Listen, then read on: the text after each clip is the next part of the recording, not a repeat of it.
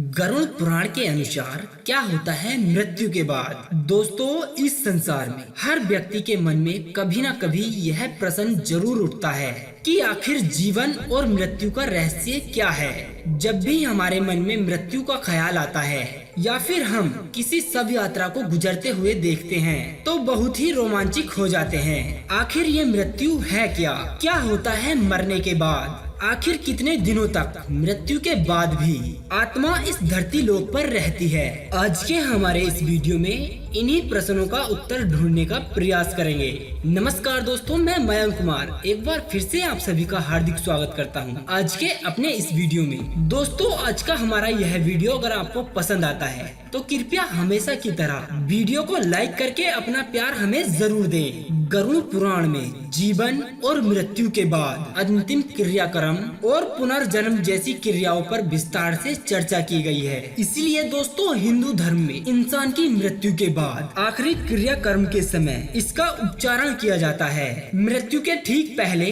और मृत्यु के समय और मृत्यु के बाद क्या होता है, यह सब कुछ गरुड़ पुराण में विस्तार से समझाया गया है। दोस्तों, मृत्यु एक बहुत ही महत्वपूर्ण प्रक्रिया है जो कि कुछ भागों में ही पूरी होती है, जो कि इस प्रकार है। नंबर 1, इंसान की मृत्यु से लगभग 4-5 घंटे पहले इंसान का धरती की सतह से संबंध टूट जाता है। इंसान की मृत्यु के कुछ घंटे पहले उसके पैर ठंडे पड़ जाते हैं और जब मृत्यु का सही समय आता है तो ऐसी मान्यता है कि मृत्यु के देवता यम आते हैं और इंसान की आत्मा को लेकर चले जाते हैं। नंबर 2, जब इंसान की मृत्यु होती है तो आत्मा का और शरीर का कनेक्शन टूट जाता है। इस कनेक्शन के टूटने से आत्मा शरीर से मुक्त हो जाती है और शरीर से बाहर और ऊपर निकल जाती है। अगर इतने लंबे शरीर में बने रहने से आत्मा को उसे छोड़ने में मुश्किल आती है तो वह शरीर को छोड़ने से मना करती है। उसके शरीर से निकलकर वापस शरीर में घुस जाती है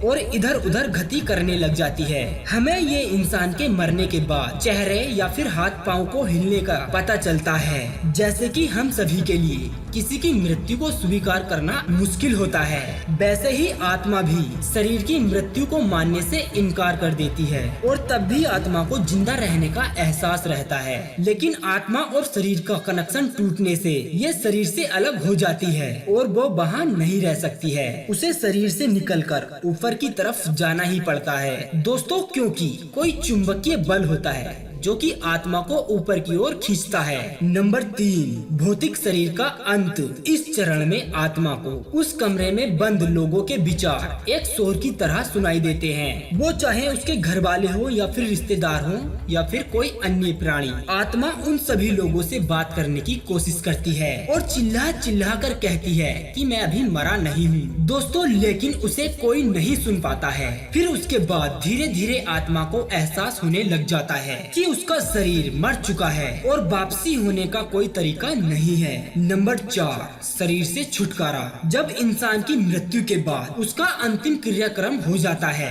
तो आत्मा यह सब कुछ मान लेती है कि उसका इस धरती पर रहने का साधन खत्म हो चुका है और वह शरीर जो उसने इतने वर्षों तक अपना रखा था अब पंच तत्व में लीन हो चुका है। इसके बाद आत्मा सोचने से ही एक स्थान से दूसरे स्थान पर जा सकती है। 7 दिनों तक आत्मा अपनी उन जगहों पर जाती है जिस जगहों पर वह इंसान सबसे ज्यादा जाता था। 7 दिनों के बाद आत्मा इस धरती से दूर होने लग जाती है और फिर उसके बाद दूसरी दुनिया में प्रवेश करने लग जाती है। दोस्तों, नंबर 5, पूर्वजों से मिलाप। मृत्यु के बाद 11वें और 12वें दिन हिंदू मान्यताओं के अनुसार लोग होम प्रार्थनाएं और अन्य रीति रिवाज करते हैं जिससे कि आत्मा अपने पारिवारिक और अपने दोस्तों से मिलती है। पहले से ही मृत परिजन उसका ऊपरी दुनिया में स्वागत करते हैं और गले लगाते हैं, जैसे कि हम इस धरती पर बहुत समय के बाद अपने परिवार के सदस्यों को गले लगाते हैं, ठीक वैसे ही। और इसीलिए दोस्तों कहा जाता है कि इंसान की मृत्यु के बाद 12 दिन बहुत ही जरूरी होते हैं, जिन दिनों में हमें सारे अंतिम रीति रिवाज ठीक प्रकार से करने होते हैं और उसकी मुक्ति के लिए प्रार्थना करनी होती है और हमें आत्मा से क्षमा भी मांगनी होती है ताकि वो अपने साथ कोई भी अन्य नकारात्मक शक्ति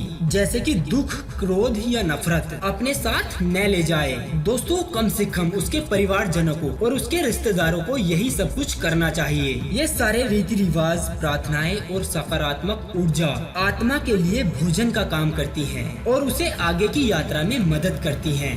नंबर 6, पुनर्जन्म। पिछले जन्म में जो हमने कर्म किए हैं उन्हीं कर्मों के हिसाब से हमें जन्म मिलता है। हम ही अपने माता पिता को चुनते हैं और माँ के गर्भ में प्रवेश करते हैं। यह ब्रह्मांड इसी तरह से डिजाइन किया गया है और हमारे जन्म और समय के हिसाब से हमारी कुंडली बनती है। कभी कभी हमें लगता है कि हमारी किस्मत खराब है और हमारे ग्रहों में दोष है, लेकिन असल में वो आपके ही कर्मों का हिस्सा होता है। दोबारा जन्म लेने के बाद अगर 40 दिनों तक बच्चा अपना पिछला जन्म याद करता है और वो उसे याद करके अकेला होते हुए भी रोता है और हंसता है, उसके बाद वह बच्चा पिछले जन्म की सारी याददाश्त को भूल जाता है और हम जिंदगी को ऐसे जीना शुरू करते हैं जैसे कि हम इस संसार में पहले थे ही नहीं। तो दोस्तों ये है जीवन और मृत्यु का सार, जैसा कि गरुड़ पुराण में विस्तार से लिखा हुआ है। दोस्तों आत्मा को शस्त्र काट नहीं सकते और आग जला नहीं सकती, जल गला नहीं सकता और वायु सुखा नहीं सकती। दोस्तों आत्मा और मृत्यु से जुड़ी यह जानकारी आपको कैसी लगी, आप हमें कमेंट करके जरूर बताना। और अगर आप हमारे चैनल पर नए आए हैं तो कृपया चैनल को सब्सक्राइब जरूर करना और वीडियो को लाइक करना।